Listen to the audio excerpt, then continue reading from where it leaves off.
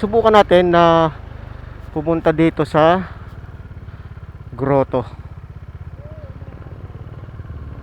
Ayan, ito na tayo sa may dito na tayo sa may bayan, sa may poblasyon.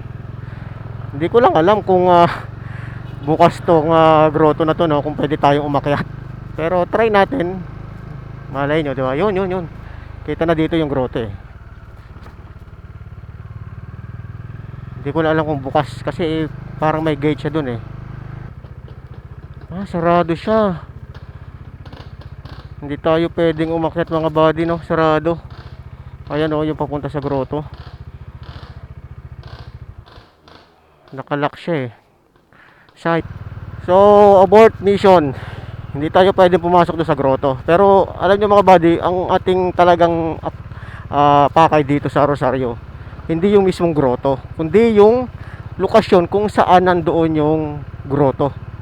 At ito ay ang Tombol Hill. So itong Tombol Hill mga buddy ay isang patay na bulkan. Ayon sa ayon sa nabasa natin, itong isang site na itong mga buddy, itong volcanolive.com, nandito yung listahan ng mga inactive volcanoes of Philippines.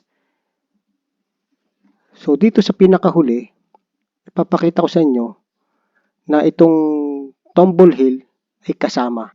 So sa Batangas siya.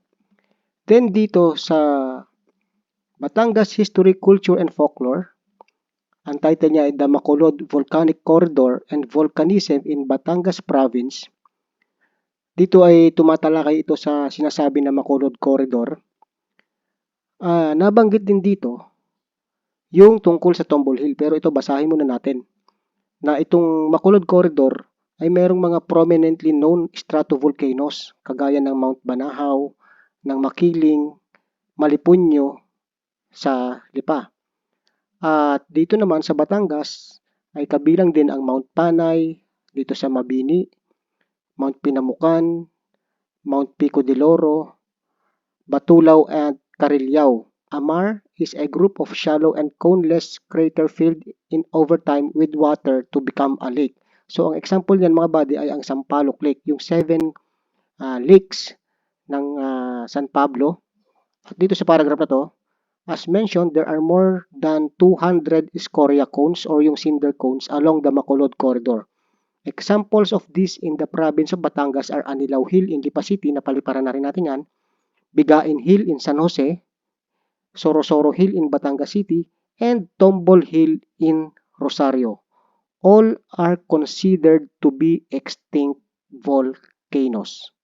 So yan mga buddy, yung isang patunay na ang Tombol Hill ay isang extinct volcanoes, isa siyang scoria cones. Kaya naghahanap tayo ng malapit na pwesto sana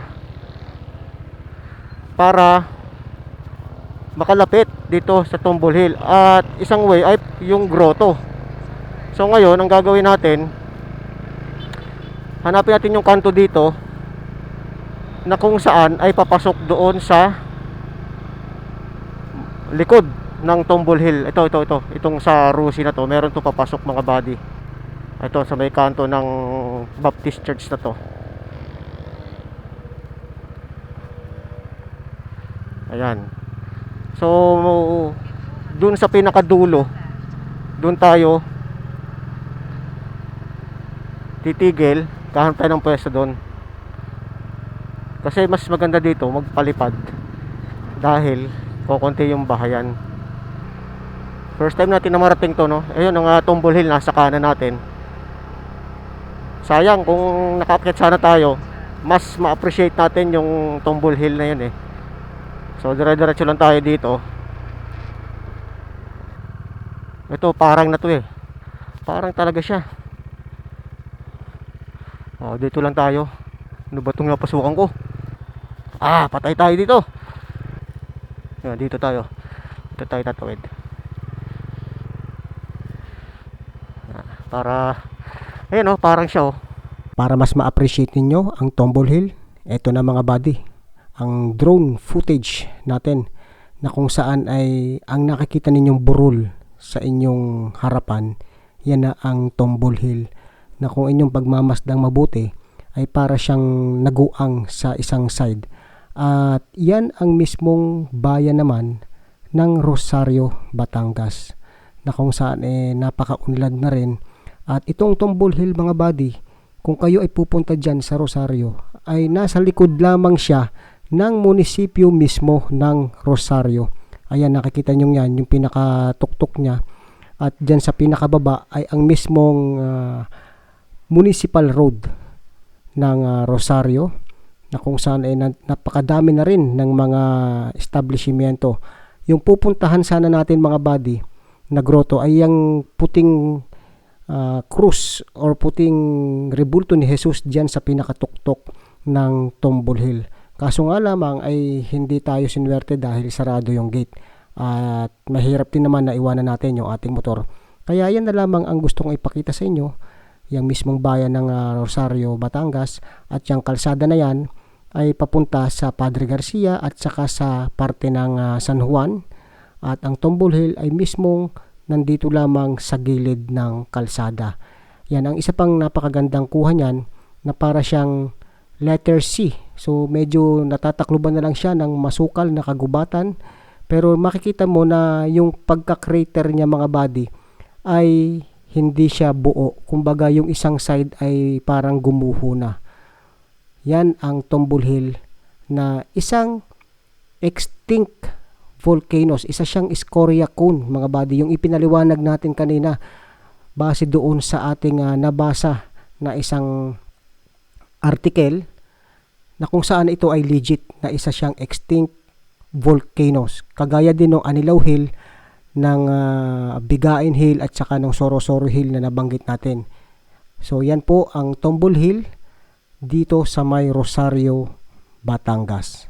So yan mga buddy, nakapagpalipad tayo dito sa poblasyon ng Rosario.